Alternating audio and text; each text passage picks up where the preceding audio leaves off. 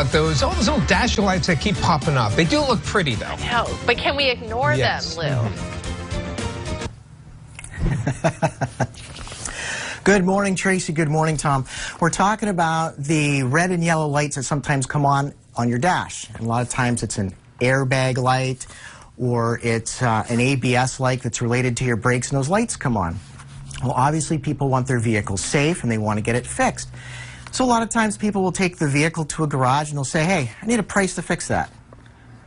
Well, a lot of times you can't just throw a price at something to get it fixed. It's not that easy.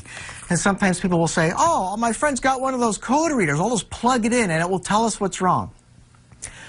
We wish life was that easy. I'll give you an example. I had a gentleman with a airbag light on, and he had his friend go ahead and plug in the code reader, and it said loss of communication with airbag module. So what they did is they just started replacing parts on the vehicle. Well, after hundreds and hundreds of dollars later, guess what? Airbag light was still on.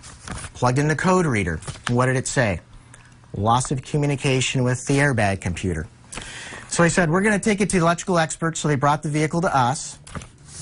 We actually confirmed and found a broken wire on the circuit, went ahead and made the circuit whole again, and now we established communication and the light went out.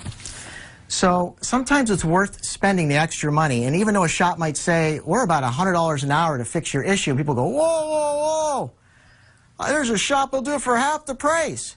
Well, sometimes by guessing and just throwing parts at your car, it's going to end up costing way more money than a shop that can take the time and really know what they're doing. So that's going to help out if you have one of those red or yellow lights on. Find a shop that's not going to guess, and it's going to get your problem fixed. So Tracy and Tom, back to you. Thanks, Lou.